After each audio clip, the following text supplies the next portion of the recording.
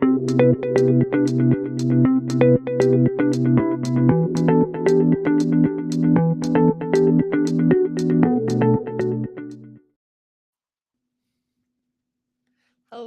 everyone. Hi, Chris. How are you? Hey, I'm okay. We got a new platform here, and I think we have a the first message I saw when we went live is an error occurred. Please try again later. And it was like, oh, I don't think that's gonna work. Well, we are here. We wouldn't miss this for the world. We're going to get started in a few minutes, in about 2 minutes, just to give other people a chance to join. But in the chat, can you please put your name or which city, state you're from? And then next week is Digital Inclusion Week. Hooray. And we'll talk a little bit more about that. We'll get into that in a minute. But we'd like to know what you're doing for Digital Inclusion Week. So in the chat, please just let us know what you have planned. Anything fun? You going to invite us to something?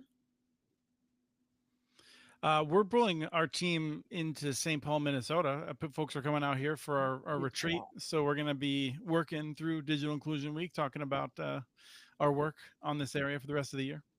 That's awesome. Are you guys going well, first of all, you should take a photo and post it on LinkedIn so that I can retweet it for y'all. Are you guys doing anything else? Like any webinars, anything planned? I don't think so. But Sean's the one that may have his some plans for that. For the community networks website or something like that. Okay. I'm not exactly sure. I know that we're going to want to be promoting a lot of the good stuff that we're seeing out there from all these other folks. And we're seeing people in the chat from all across the country right now introducing themselves. So that's great to see. Awesome. I know NDIA is going to have two webinars, one of Digital Inclusion 101. We do that about once a month, I think every other month now. And then I know Amy, who's going to be on in a bit, she's going to be moderating a panel on, I think it's called Crisis Connectivity. So at the intersection of digital inclusion and disaster management. So that should be fun. I think we're going to get started now, though, Chris. That sounds good. I should say one other thing, which is Friday, we'll have Connect This next week. So that'll be right at the wrap up of Digital Inclusion Week. So I'll try and get in some digital inclusion thoughts into that episode. Awesome. You want to kick us off? I suppose I should. We're here to start building for digital equity. Building for digital equity. It's an educational series. We do live events once a quarter.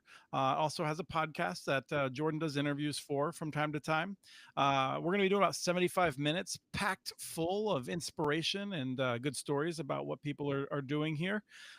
Today's event is hosted by the Institute for Local Self-Reliance, where I work. I'm the director of the Community Broadband Networks Initiative. It's also hosted by the National Digital Inclusion Alliance, and Gina will talk a little bit more about her role there. But these live streams are sponsored by Utopia Fiber. Utopia Fiber is a long-running sponsor of these events, but more importantly, does inspirational work, has worked in numerous states to make sure people are well connected and to support the efforts of people that are making sure that everyone can use the internet well.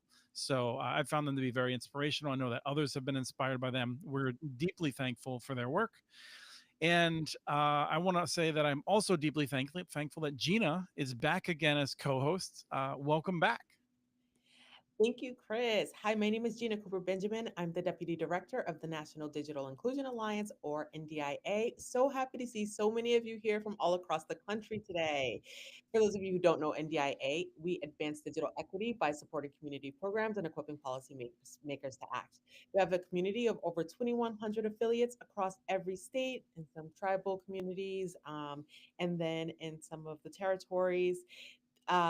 We believe that everyone should be able to safely use the access to the digital world in the way that's most meaningful for them. We talk a lot about technology while centering human experiences. I'm trying to think, am I missing anything? Oh, we reached an important benchmark this week, Chris. I don't know if I told you this. 2,100 affiliates. Wow, Okay. I feel like it was just not that long ago where we're celebrating 1,000 affiliates, and now you've gone and doubled it by more. Yes, so we are really excited about that. I'm usually coming from Boston. Today, I am sitting in the Public Knowledge Office in DC. Thank you to Chris Lewis and the Public Knowledge team for letting me invade your space today. Um, we are also preparing for Digital Inclusion Week. That's next week, October 6th through 10th, an annual nationwide event dedicated to raising awareness about digital equity and the vital importance of inclusion in our increasingly digital world.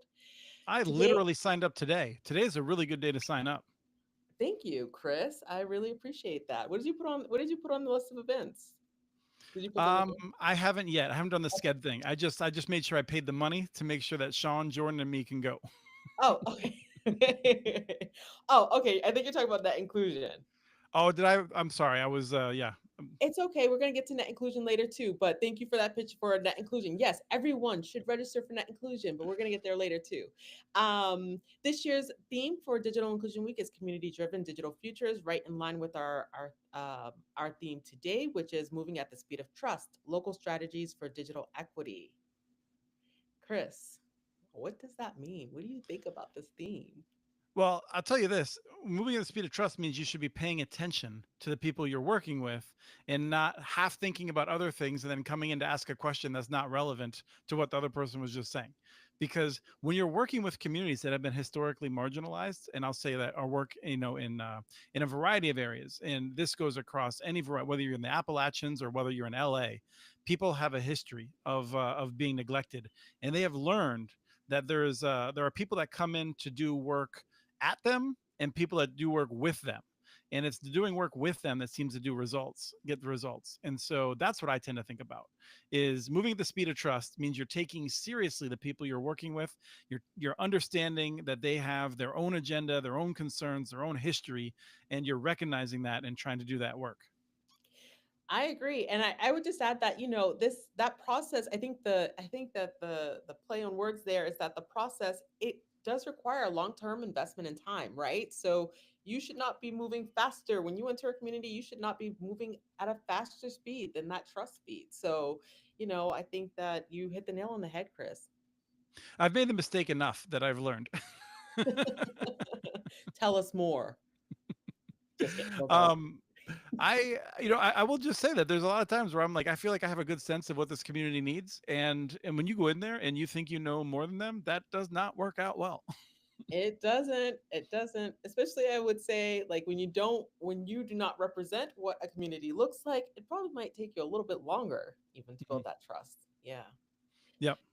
And then the other thing is I'll say, and I mean we try to be real on this show, is that making promises that are reasonable and that you can deliver on. I mean, there's all number of things in which I feel like a lot of us felt like BEAD. I had confidence that BEAD was going to actually deliver, and now we find out that 5 counties in Western North Carolina are going to be basically totally ignored with the BEAD program now. The Digital Equity Act. We told communities that we were going to have resources for them, Mhm. and now we got to check that. We got to figure out how to make good to work with these folks. And so it's a hard process. It's not just like the front end. It's the front end, the middle end, and the back end. We already had an uphill battle here because remember when you go into communities, you tell them about the Affordable Connectivity Program, everyone's all excited, then there's no more ACP. You start to it starts to community members start to lose trust in ways that you don't want, because then when you say stuff, then they kind of like give you the side eye or like question your motives or intentions or whether or not you're going to deliver on that the promises you make. I want to just note we're going to be moving on in a second, but I am seeing comments about low volume. We are using Riverside for the first time here. We've used it for several other live events. We have not had an issue with low volume, but we were seeing that with some folks. And you can rest assured that we're working on it. And I apologize for that issue. We do think the best place to listen is YouTube, and to offer comments and to participate in the chat. But there might be some growing pains in this episode, as we're working on the volume. So we'll do the best we can do here. But just want to note that we are seeing those comments and trying to work through that. Yes, sorry about that. So hopefully we'll get that resolved. I'm going to just get into it a bit. So our speakers today are people who work in trusted community orgs and can speak to how they cultivated trust and how trust is fundamental to the work they do. On our list of speakers, we have Dr. Mariette Ayala, Amy Huffman, Jessica Strom, Brandon Forrester, Sean Gonsalves, Wanda Manning, and LaShawn Williamson. Some really great digital inclusion advocates and experts. And so, really excited about today's agenda, Chris. Anything else we need to know before we get started? I don't think so. I think we're ready to jump in with some inspiration here. I mean, I'll just also note that it's tough times. We're gonna do our best to work through this, but like it's a tough day. Whether you are directly impacted by the shutdown of the government, or the shutdown of services, or the way that I think we've not upheld the promise of what many of us believe the possibility of this country is. It's a hard time right now, and we're all gonna do our best and work together to make it better. So for those of you who might be coming in a little bit down, I hope that you'll take inspiration from this. Thank you, Chris. Our first guest today is Dr. Mariette Ayala. She is the Director of Curriculum and Instruction of Tech Goes Home, located in Boston, Massachusetts. They're doing great work across the Commonwealth. She's practically my neighbor since we both live in Massachusetts, and she's here to share her art with us today. Dr. Ayala, can you kick us off? Hello, everybody. Can everybody hear me loud and clear? Well, if you cannot, feel me, feel my heart, and look at my art. So I'm so excited to be here today, and trust is so important for me to talk about, especially when working with the community. And so I'm going to share 4 pieces of art with you all today, and I hope that this just starts a way to begin this conversation. I would first like to connect it to what I do. So as a director of curriculum and instruction, it was so important for me to work on building curriculum that represents the people that we work with, that support the people that we work with, knowing that it was so worth it to go the extra mile, even if it helped 3 learners, because it would help them and help others too through universal design. So whether it's making sure curriculum is in multiple languages, or that it's visibly accessible for people who have trouble with sight, or making it easier accessible for people who are blind, deaf, hard of hearing. It's always important for us to get that work done. So I want to take a step back and look at our first piece that shows our viewers what it looks like when trust is not within the community. So first I'm going to, oh, it's better to do presentation. Let me see. Let's do this. So can everybody see this? Yes. All right, wonderful.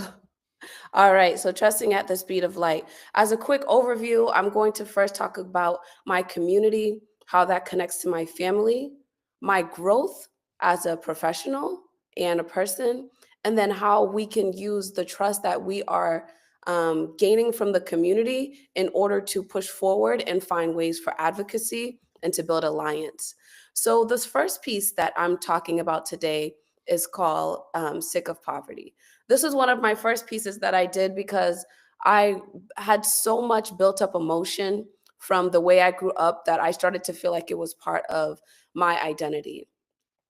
Sometimes people look at where you grow up, growing up in the Boston area, or how people are portrayed in the media. They try to glamorize um, poverty or make a scene out of poverty. And the reason why this piece was so important to me is because there's many different references in here.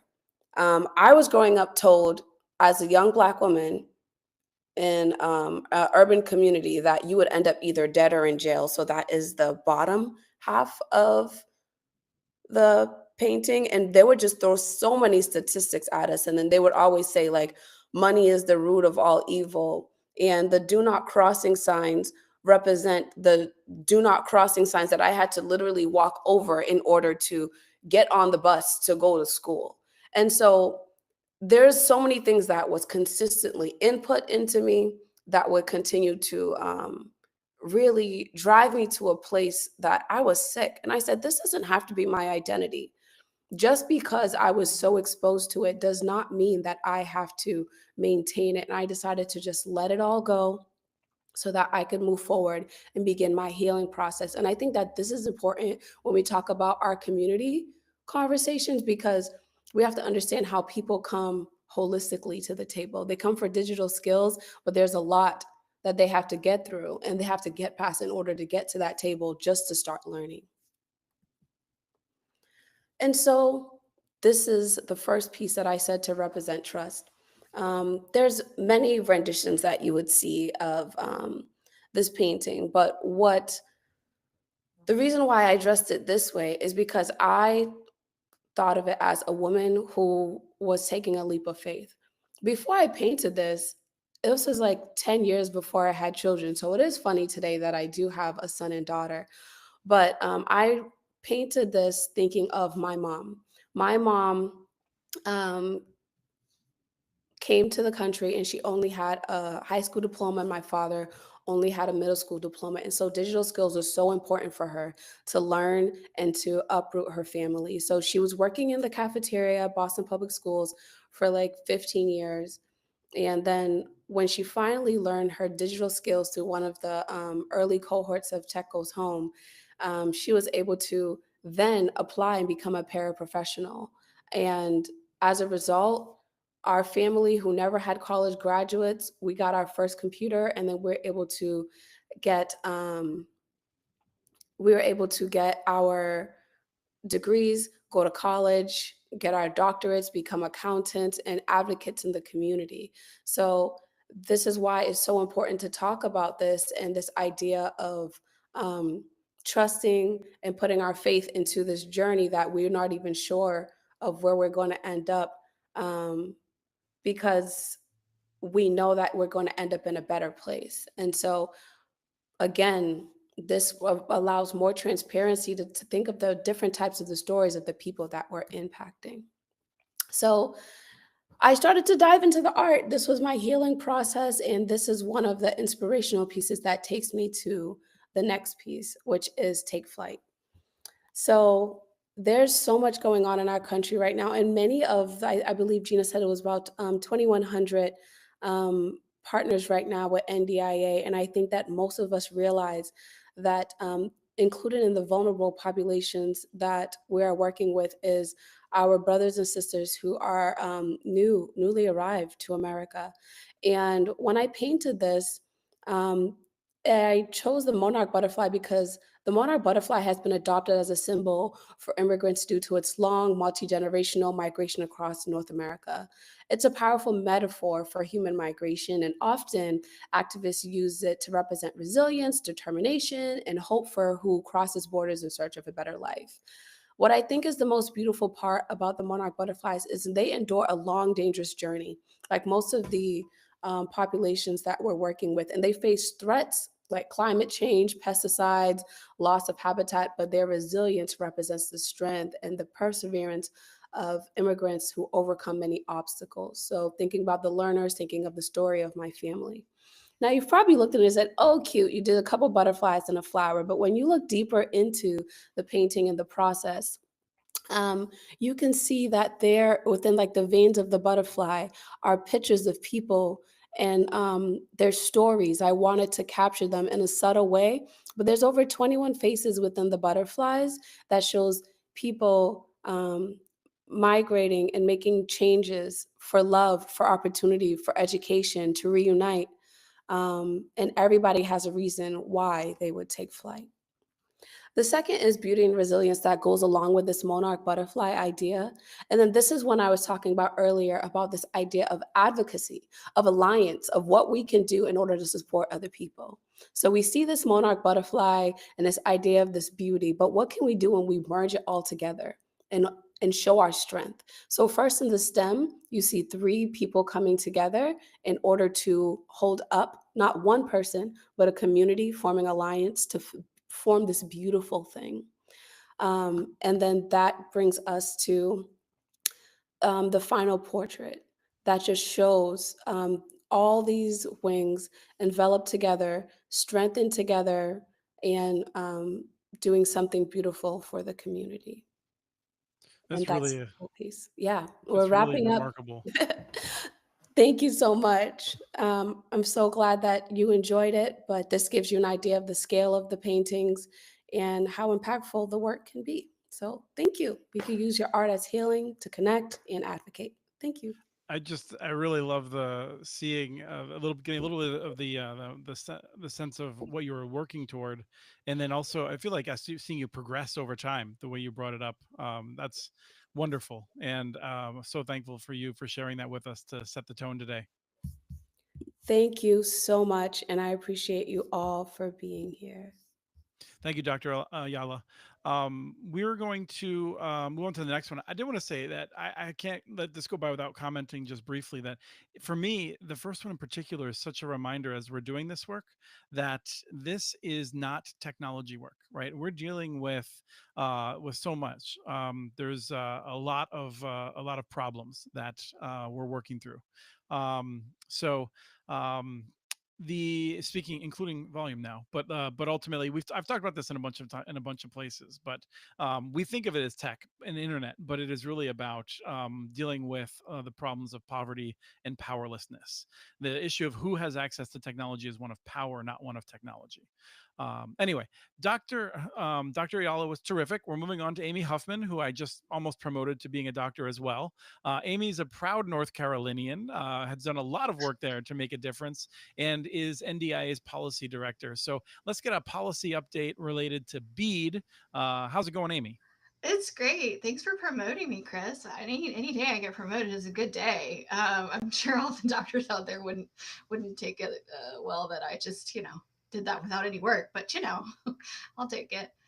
I'm good today. I hope everyone here is as well. It's always both like a hard act to follow the artists that come and share their beautiful work, and then also it's super inspiring because it reminds me why the policy work matters. So, just a quick update on the Broadband Equity Access and Deployment Program, or otherwise known as the BEAD program.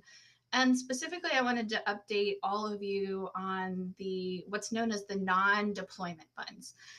So in the law, Congress outlined 5 explicit uses for the BEAD funds.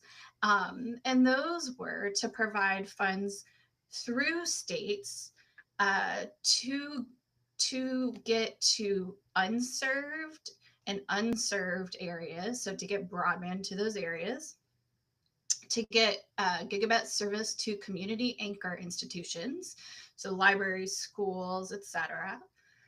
To install internet and Wi-Fi infrastructure or provide reduced cost broadband within multifamily residential buildings or MDUs or MTEs, multi-dwelling units or multi-tenant environments. Also to do some mapping and planning work. And then the last explicit use that they outlined in the law was for broadband adoption, including programs to provide affordable internet capable devices. And so a few of these categories were kind of lumped into what's called non-deployment funds. So first, states had to write their plans to serve all of the unserved and underserved and community anchor institutions. And then with the funds that were remaining, if there were any, in some places there were not going to be any, if there were any remaining funds, states could then determine how to use those to basically promote the uptake of the networks and make sure that the BEAD funds were not bridges to nowhere, right? Like that they actually create usable networks that people can use to support their thriving and to overcome, different challenges that might be present in their everyday lives. And so we just wanted to update everyone that on June 6th, in its policy notice, NDIA canceled or basically rescinded their approval for all of the states' previous plans for their non-deployment uses. And they said they'll provide guidance at a later date. Well, it's October 1st and that guidance is still not here yet. We don't know when it will be here. But what we wanted to share with everyone today is that we shouldn't wait for the guidance, right? Like we need to be out in front of this as a community, demanding that states have access to their full allotment that they were allocated via the law and that they are allowed to continue with the uses that they planned to particularly around the uses that were explicit in the law, including broadband adoption work, to make sure that the funds actually ensure that everyone can get and stay online. And so, to that end, NDIA has created a couple templates for you all to write letters to Secretary Lutnick and NTI Administrator Roth to urge them to keep the non-deployment funds, make sure states have all the money, and that they can do what they want with it within the confines of the law. And so we'll circulate that with everyone after this lovely B4DE. We'll put it on our website. We'll have a blog post. It'll be it's an easy template. You just plug and play a couple different things.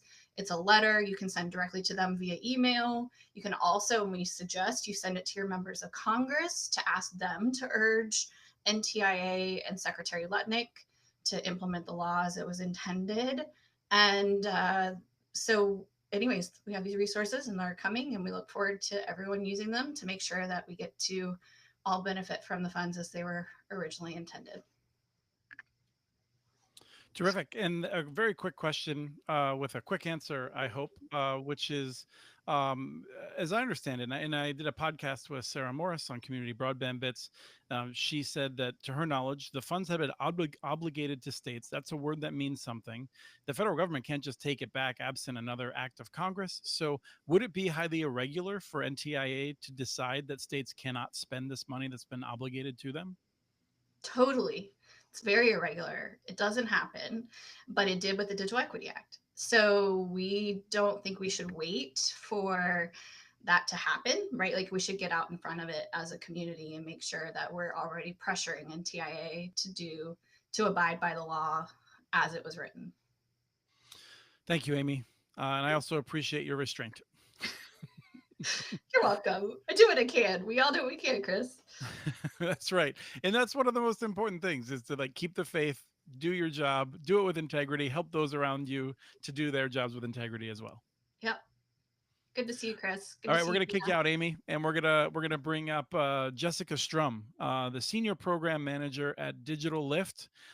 Jessica is actually a previous guest of the podcast series, Building for Digital Equity, where she was a terrific interview, and she's here to talk about trust and infrastructure. Jess has a lot of experience working on these issues in South Texas.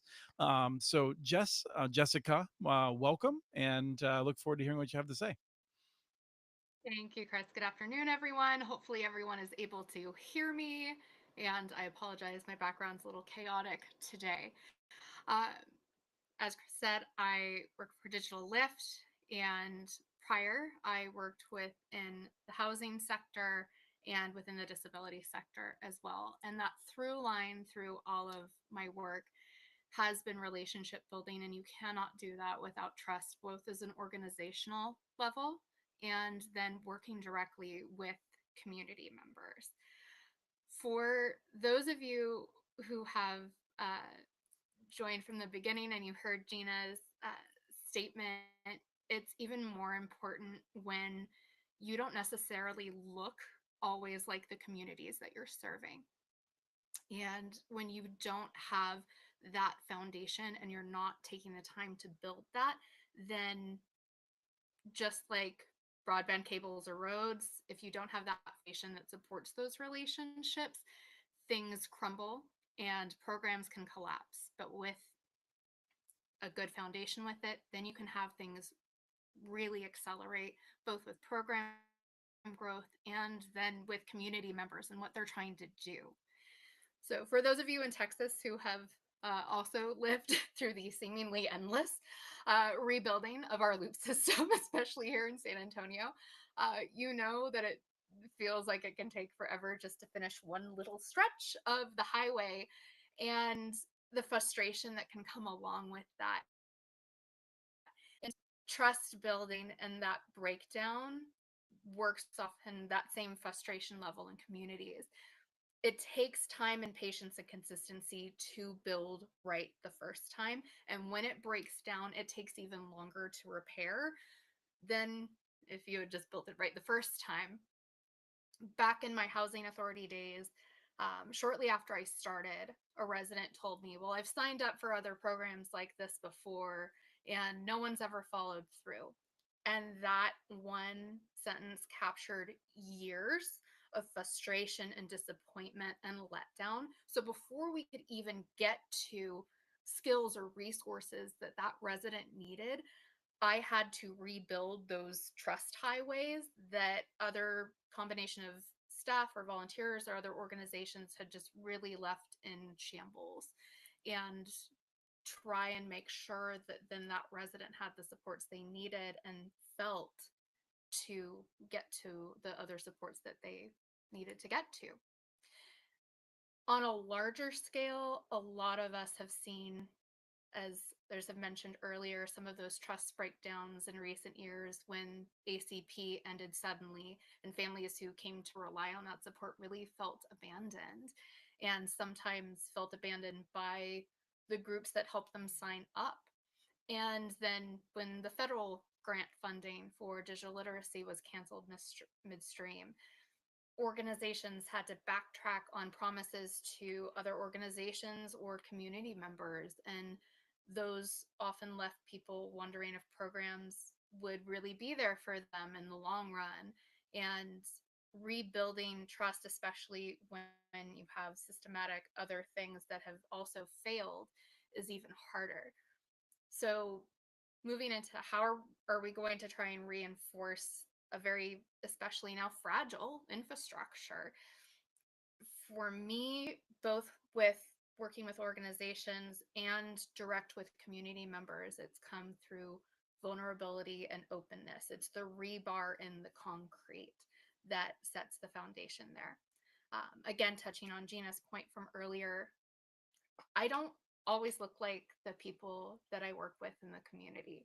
I'm a fairly preppy looking white woman from South Texas. And, look, me, people don't necessarily know my background or my personal history. And so when appropriate, I'll share pieces of my background and my story, and the fact that, yes, I do know what it's like to grow up in a neighborhood where most everyone has bars on the windows and is quite literally on the wrong side of the railroad track in the zip code area.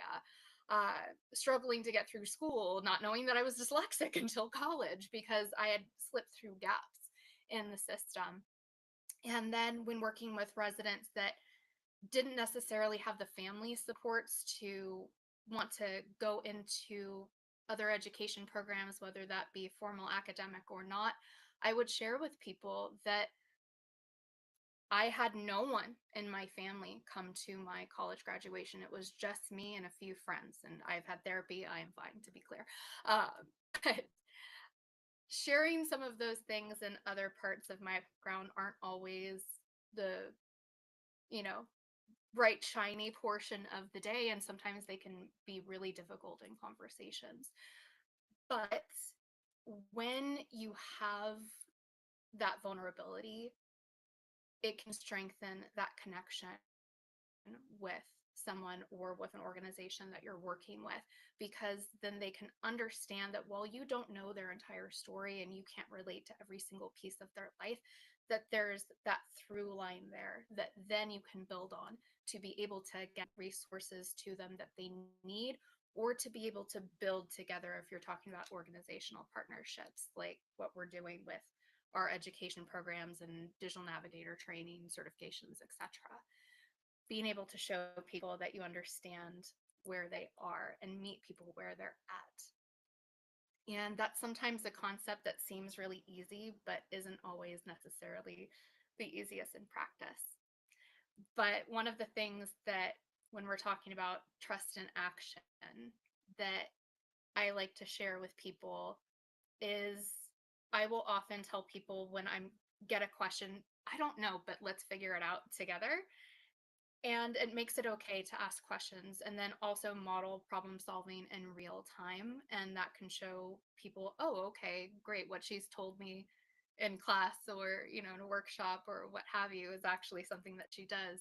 And a great example that I'll use of this is, there was a resident apprentice that we had at Opportunity Home who told me that she didn't always understand the word words that I used and certain vocabulary words, if you will. And so I told her, always feel free and ask me, but if you don't feel comfortable and you hear something from me or someone else, something that I do is I type into Google how I think the word is spelled, and then I look up what that means, and so that I can understand that. And I actually did that in a presentation that we were listening to, and I didn't realize that she had seen me do that. But when you're putting those things into practice and how you're doing things every day, people take notice of those things. And she told me later that that act really mattered to her more than any, you know, polished, pretty answer that I could have given her. And it showed that I was honest with her. And then that continued to build trust further. Getting into more with that person, because some of you know her, like you, so you know Belinda. Uh, she eventually had enough trust in me that when I shoved a laptop at her and said, "You're going to apply to be an AmeriCorps Vista, and also you're going to apply to enroll in school," she said, "Okay, we're going with the Jessica Strom Life Plan. Okay, we'll work it out." And when you have that trust established, then people can really take those steps and then read the map themselves. And Belinda just graduated with a 4.0. And it really, it those small really built up a lot for her.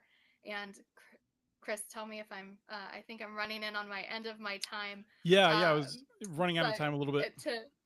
Yes, to wrap up really quickly, just no, trust isn't a soft skill.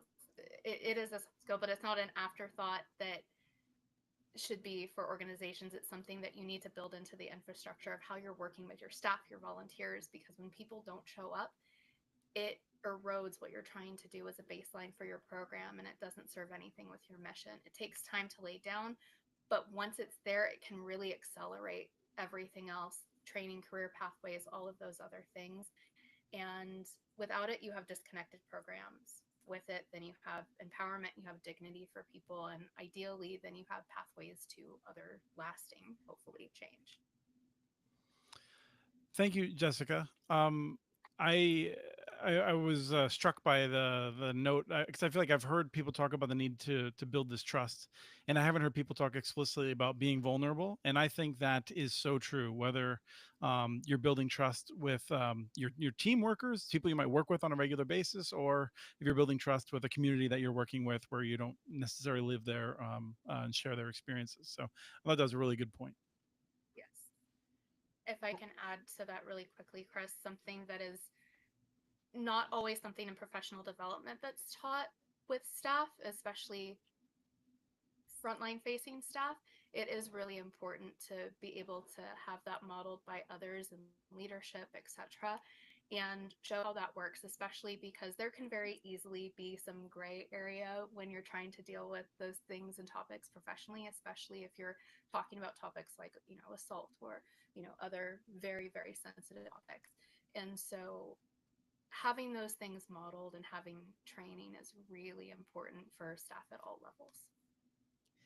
Thank you so much, Jessica. I just took a look at the chat for a minute. You might want to go see the last four chat messages. They're just funny. They made me giggle a little bit. I really loved Oh what you gosh. said about being vulnerable and asking questions. I agree with that wholeheartedly. I always ask questions, and if sometimes I feel like I don't. I will pull someone to the side and ask them a question because I'll feel embarrassed, like I don't know something, and people will say to me like, "I wish you had asked us in front of everyone because other people probably have the question too." So thank you for that reminder of meeting people where they are and asking questions.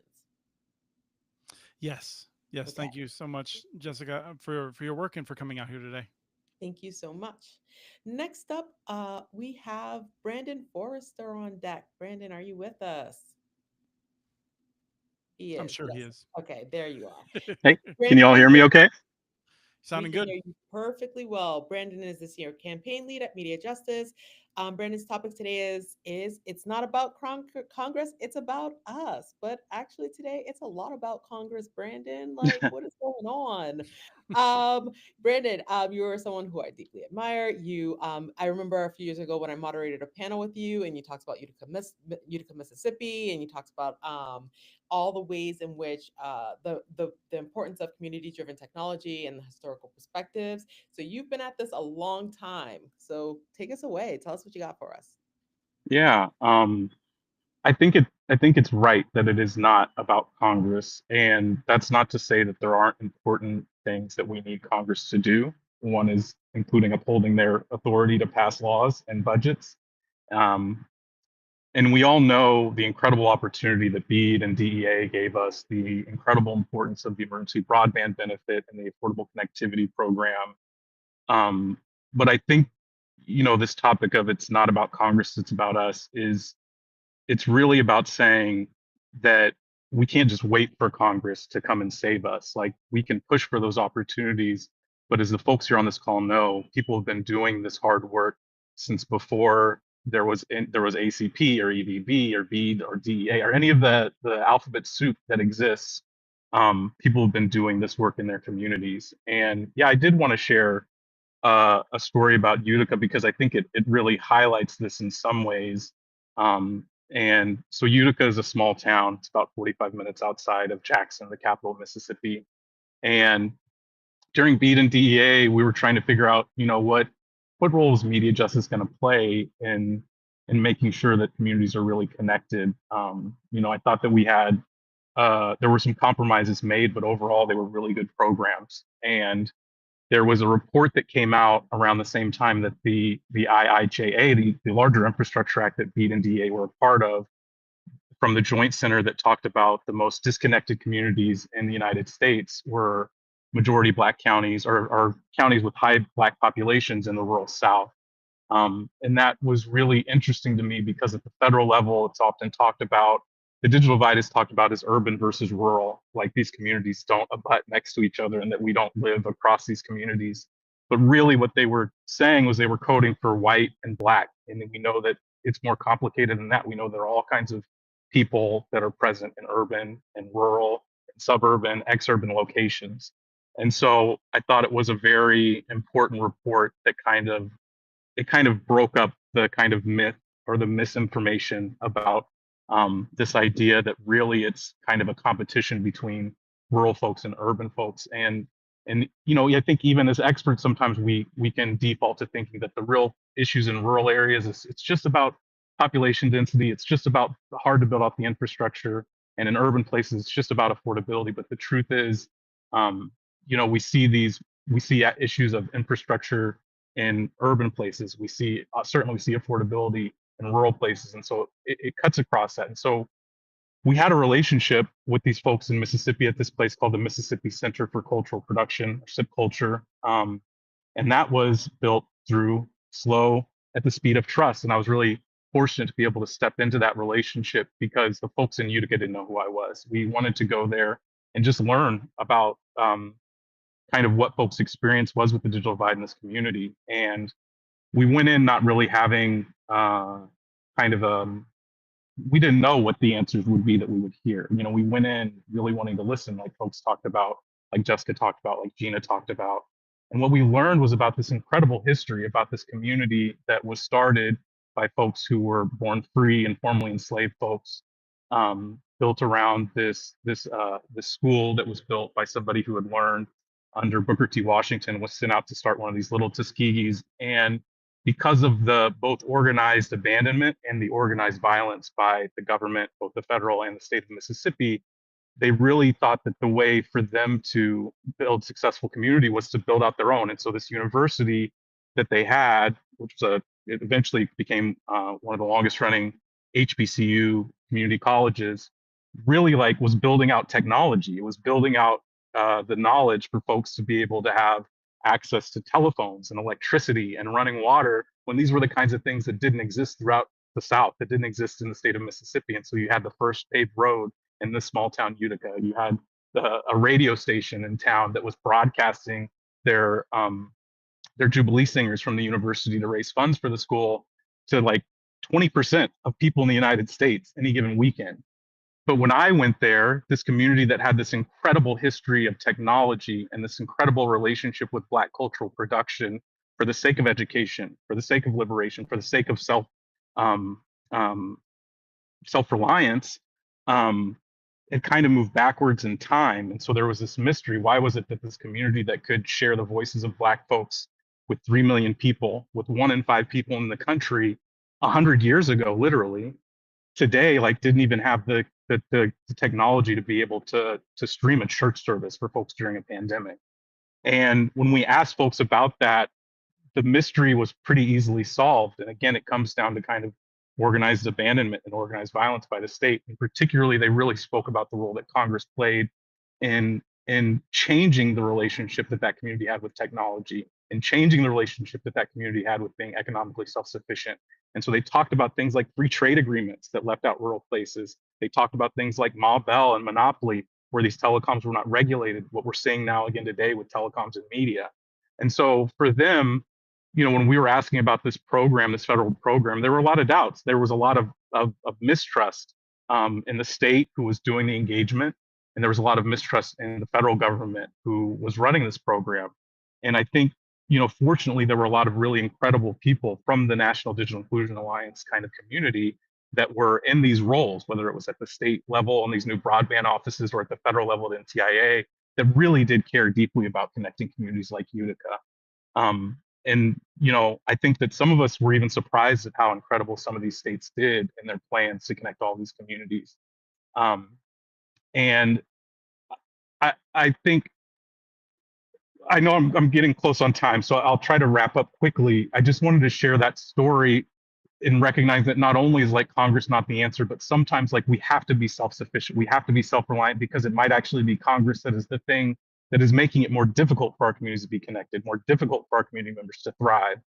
And so what I want to share with folks is that, all of the work that you did to try to save ACP, to get ACP to even exist, all of the work that you've done to try to get DEA, all of the work that you did around mapping, all of the work that you did around the engagement process around BEAD, all of that, you built this foundation, you built this base of people who understand the importance of digital equity, who understand the importance of infrastructure, affordability, all of these things, of digital skills.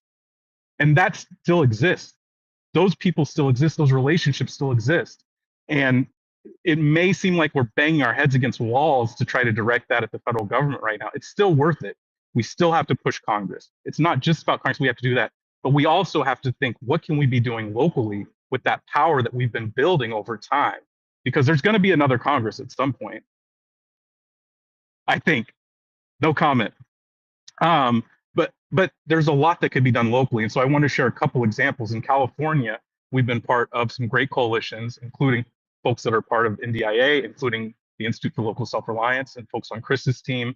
And there have been a lot of local fights. So in California, they're fighting to do a pilot program to expand what their version of Lifeline can do. They're looking at low-cost options like what they did in New York City. They're also fighting back against some of the kind of harmful bills that are being pushed by companies like AT&T who are trying to get rid of their responsibility to be the callers of last resort, essentially the last provider for landline service, particularly in areas that are hit by wildfires. And so there's all kinds of ways that these folks can get involved, and you can keep building momentum. There may not be a lot that we can do with that momentum in Congress right now, although like I said, we have to try, like we have to push them. And I know that when we went with the folks from NDIA for the Hill Day to talk with members of Congress, House and Senate about DEA, that there is no argument about what that act actually does. There's no argument about what BEAD actually does. There's just dumb politics. Literally, like a senator pointed and said, it's this word equity that's the problem. Everything else is great. And so we have to keep moving forward. We have to keep moving forward locally. We have to keep moving forward federally. But what I want you to also remember is remember the promises that were broken, the big promise of BEAD and DEA and all this infrastructure. And when election time comes around, we're a nonpartisan organization. I think everybody on here is nonpartisan. So I'm not saying like get partisan. What I'm saying is tell the story of these dreams that you had for your community and the work that you were going to do that then was taken away, and let folks know why that is. So anyways, I see you all are on the screen. I hope that was helpful. I will zip my lips. That was very helpful. And I'm just going to jump in here and then I'll let you go, Chris. I'm going on the record to say there's nothing wrong with the word equity. So yeah, I just to make that clear. Chris. No, I appreciate, Brandon, you bringing the passion and that experience, those stories to share with us. We're going to be moving on to the next panel, so I don't think we're gonna hit you with a question, but I want to honor the work that you and your colleagues do, and I want to just say that yes, I think we're all inspired by each other. And Brandon is someone that is terrific about calling people out and thanking them for that. So we can all learn from Brandon, I think, about like letting people know when they've inspired you, because it's a good feeling. And It it's feels part of us. amazing. Yeah, it's part of making sure that we have the energy to keep doing this work. So you should think about who inspires you, and then let them know. Brandon, thank you so much. Thank So we have a keynote panel, and the keynote panel is been something we've been building up to with our speakers, and this the panel is the theme is oh, I have it over on this side, is we built this together, and I really like that, because I mean, it's just this theme that we've been wrestling with in coming decades. One of the things that I think historians will be like talking about is how there's this sense by some people that they were doing things individually, and other people had this sense that like, oh, like we had to work collectively to like have roads and to like have systems of law and to do anything that we do now in the modern era, we do in collaboration with other people. Just that's where we are with technology, with everything. And so to be talking about we built this together, I think is terrific. And there's no better person to be moderating this panel than Sean Gonsalves, who is a friend of mine, who is a coworker of mine, who is the technically the associate director for communications here at the Institute for Local Self-Reliance, the associate director for communications of the Community Broadband Networks program. It's a lot of words, but he's going to be introducing Wanda Manning and LaShawn Williamson. So I don't know. I think Brandon's just forcing his way back up here. Maybe, I'm not sure. Hey, Brandon. That was a mistake. And we're gonna jump into that panel now. We're gonna jump into that panel now. Something's going on, but I think we're gonna have. I mean, Brandon is neither LaShawn nor Miss Manning. So, Sean, I'm gonna leave it with you, and we're gonna see where we end up here. Thank you Okay. all. All right. Thank you, Chris. Thank you. Hey, everybody. Um, so I'm excited for this fireside chat because it's with two women who have really gone above and beyond in the struggle to expand internet access in their communities. Two trailblazing women who have been working to get at the very root of why so many have been left on the wrong side of the digital divide. Two women who refuse to simply settle for hoping and begging the big incumbent ISPs will just do the right thing.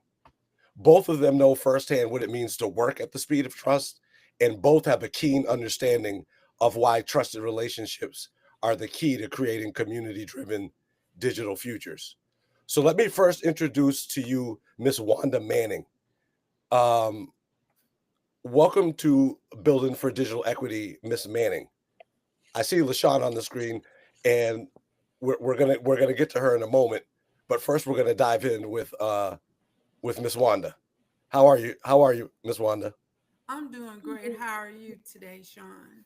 Good, This good. is Sean. Now we're calling this a fireside chat, but not because we're sitting next to a fireplace, but because you and LaShawn have really been on fire for creating digital equity where you live. Mm. Now, you've been an educator in Northeast Louisiana in a place known as East Carroll Parish. In Yeah. East Carroll Parish, there's a church-based group known as Delta Interfaith who, right around the time of the pandemic, as I understand it, decided to get involved seriously in digital equity issues, realizing that the parish, the community that you live in, is one of the least connected parts of the state. So, can we just start with share with us just a little bit about how and why you got involved with Delta Interfaith and where the fire came for you to become a digital navigator? Well, my story actually started during the pandemic. Right at the start, everything got crazy. We didn't know anything about virtual classroom, even the need to have a virtual classroom. So prior to return, after 33 years of teaching, I did 3 months of digital teaching, And in my classes, some of the kids stayed in, some of the kids stayed out. But this particular student of mine, he couldn't stay in that classroom if you paid him to stay in that classroom. So I, as a teacher, I had to have that control. And as needing that control, look, you're gonna stay in this classroom because I got information I need to share with you. So I became, that person that says, look, I need to talk to your parent about you in and out of my classroom like that.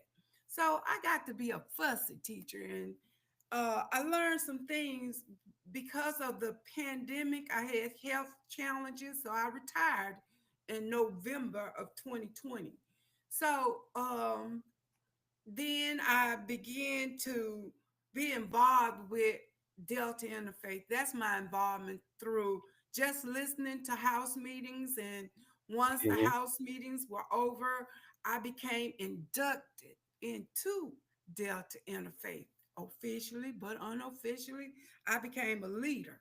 So once I became the leader, and I got to talking about the issues that we were having in schools with the virtual classes, and all the challenges the students had in staying in those classes. So I became a digital navigator through Delta Interfaith. And with that in mind, we want to use people in the community. We didn't Right. want anybody coming outside our community because nobody could tell us about our community beside, the people that live there. Right. So, Now, such as now, myself. so now, in addition to you getting involved as a digital navigator, you, along with other members of Delta Interfaith, ended up Mhm, working in partnership with Connexon, which is an ISP that works with a lot of rural communities to bring fiber networks to those communities. mhm, And I understand that uh, there was a project in mind to build out a fiber network to bring affordable fiber connectivity, the gold standard of internet connectivity, to East Carroll Parish. You, as a group, you applied for grant money with the state broadband office. mhm, By the way, Louisiana's got a great name for their grants, the gumbo grants. Um, and initially, um, you were awarded the grant money from the state, but there was a fight involved that it required that you work together as a coalition to really fight the local cable company, Cable One, who rebranded as Sparklight, who really fought this project. Tell us just briefly about that fight and how you were able to prevail to at least get uh, a sizable grant to get the project started, and how you were able to build trusted relationships in the community to really rally support for the project. First of all, it goes back to building trust. We use the people within our towns. We didn't allow other people to come within East Carroll Parish to tell us about our needs. So, with that in mind, the people that the digital navigators, Laura Arvin, she's the one, the brainchild behind digital navigators. She passed the reign on to me. So, with that in mind, Connexon, with round table discussions, we discussed that what was needed, and we decided we want fiber in the ground.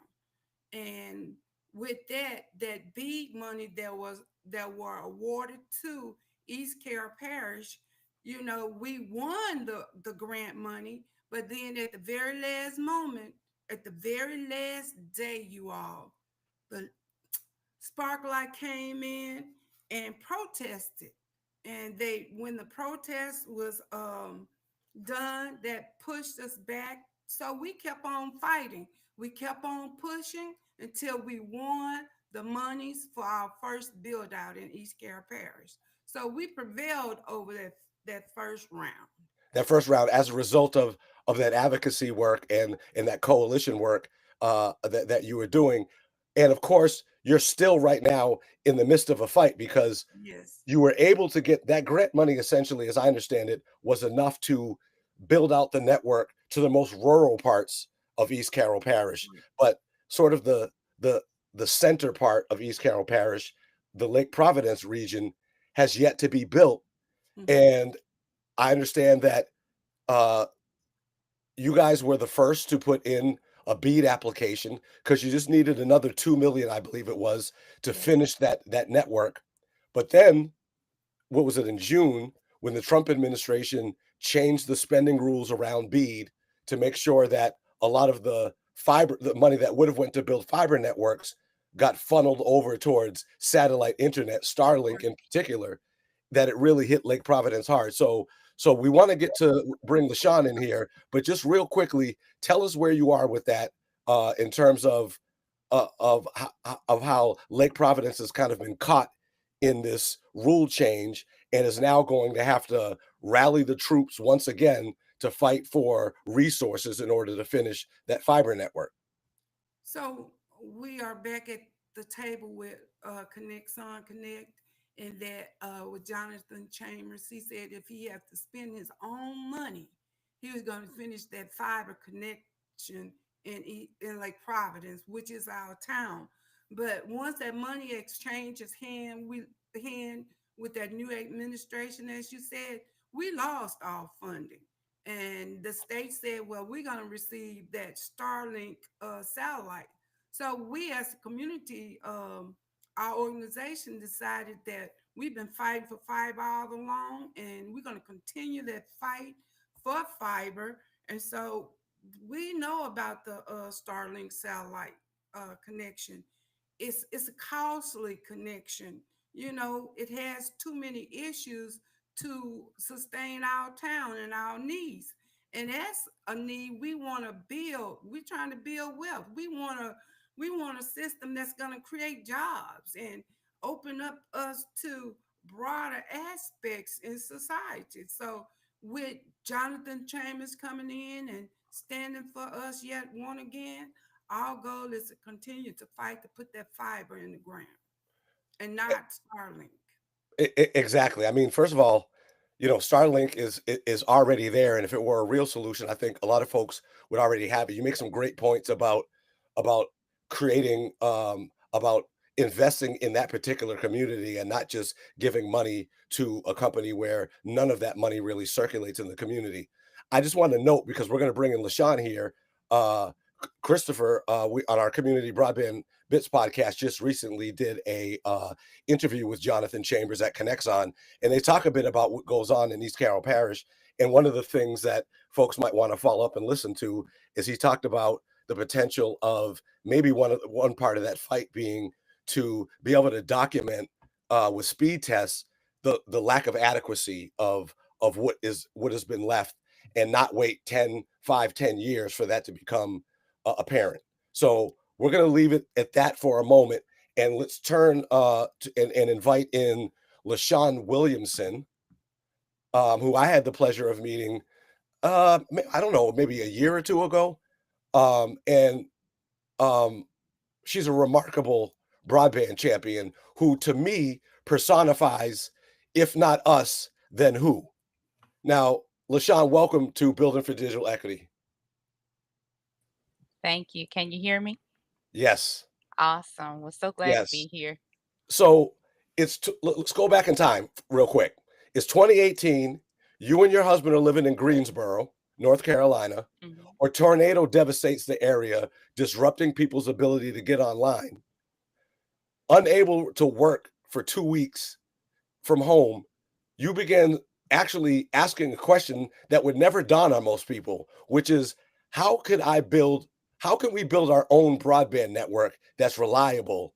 And out of that, you ended up meeting a woman that we're familiar with, Deb St. Pierre, who is involved with this thing called Althea Networks. So why don't you pick up the story there and just tell us a little bit about that question that you asked about your relationship with Deb, and what is Althea Networks, and what came out of that question in that relationship. Well, that was an absolute great layup because I tell you, when we were facing those 2 weeks without access to internet, I really started to think about, is this what people experience who don't have access? I never thought about it. And the majority of the people will say that they never really thought about not being able to have access. But when you're used to it and you don't have it, it's like, oh my gosh. And when we did our search and we came across Deborah, um, it was just, I think it was just the right timing because it was in 2018 that we started our search. Um, as we got connected with her, looked at the platform she has, it's such a unique platform. It's not doing things the traditional way. But what I loved is that it is ideal for rural communities. It is ideal for people who want to keep money in the community. And that revenue sharing that is there is a game changer. The other thing is we are a wireless internet service provider. So I know a lot of people talk about fiber in the ground, fiber on the poles, but we are actually fixed wireless. So we have our equipment on high places in the town. The town partnered with us and gave us access to the library. That's where we actually started our launch of the business. And it all came out of Deborah saying to us, why don't you take this to your husband's hometown? which Because is we, which is in Enfield. Enfield, North Carolina, we are a tier one county. And so, for those of you who know what that is, there is a dire need for reliable internet access. So, there are people who had access, but it wasn't reliable. There were people in areas who couldn't get access. So, we have been able to come in with the Althea platform, which was ideal for us because we're a small operation. Basically, we saw a need and we filled it. We were going to do it in Greensboro, North Carolina. Things didn't come together. We were working with Deborah, and she said, "Didn't you say your husband is from a rural town, Enfield?" We were like, "Yes." We reached out, and the rest is history. We're going on 5 years growing in Enfield, North Carolina. Wow. So out of that, you create Wave 7 Communications, Mhm, this wireless ISP mhm, that's operating now in Enfield. mhm. And so tell us a little bit about how you and your husband essentially were able to gain the trust of the local community to acquire subscribers and are now in the midst of trying to expand. Well, the wonderful thing is this is a small community, and my husband growing up here, he had relationships with people who were with, the town council, and favor just opened up to us. He came with the idea. We went before the council in a town meeting, presented it. Deb's team came down and helped us to explain what we were going to do, and we just told them what we would like to do is offer free Wi Fi access to the town through the library. And they said, okay, great, that will be your rent. And how perfect was that? So we have this neat closet in the library where all of our equipment is that we operate. And it's just amazing. It's like you find a need and you fill it. And it was a perfect storm. And I hate to I don't mean to insult anybody by saying that, but when we actually um were official on paper with Wave 7, it was in February of 2020. I think that's a month and year none of us will ever forget because of the pandemic. Hmm. But when we launched, it had nothing to do about the pandemic. We didn't even know there was a pandemic at that time, right?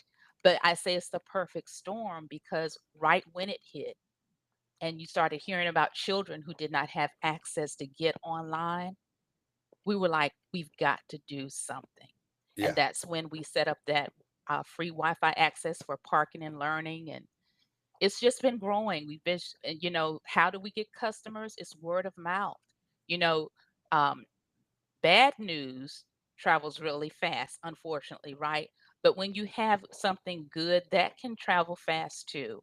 And so we're fortunate enough that neighborhood to neighborhood, people are talking about it and saying, how can we get your service? I love it.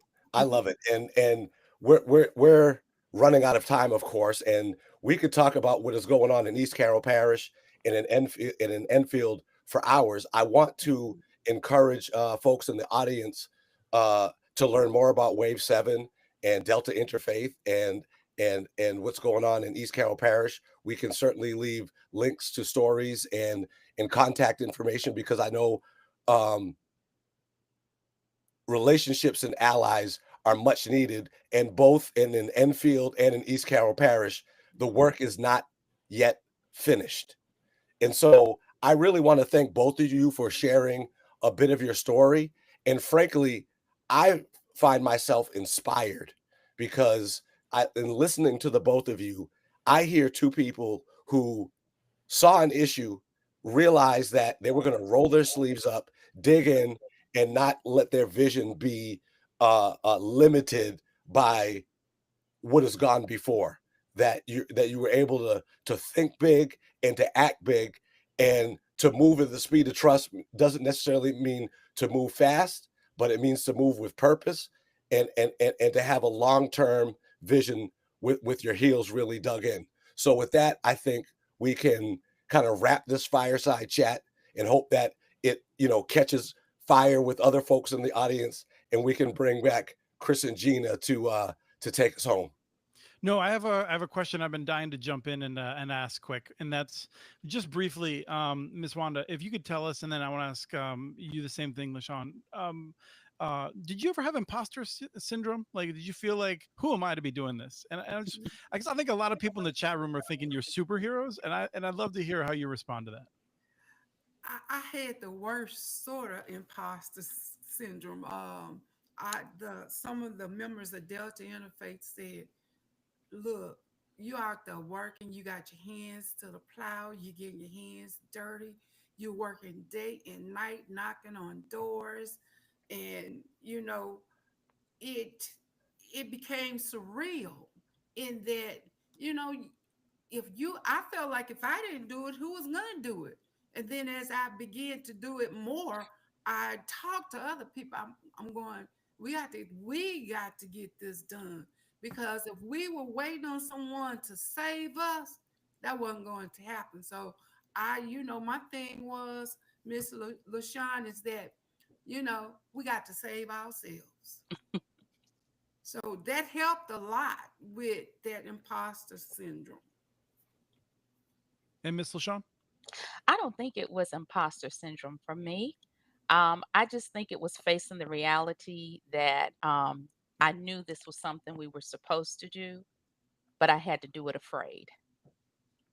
Mhm. So it wasn't so much imposter Mm, syndrome for me. It was you just do it and do it afraid, and you walk by faith and not by sight.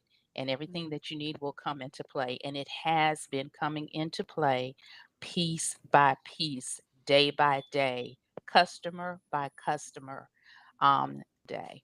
And I just challenge anyone who feels like they're supposed to get out there and do something about this, do it afraid. Just get out there and do it. Everything else will fall in place. You don't have to be perfect. You don't have to know it all. Just strengthen yourself with the people who know more than you, and you will be fine. But you just need to get to moving.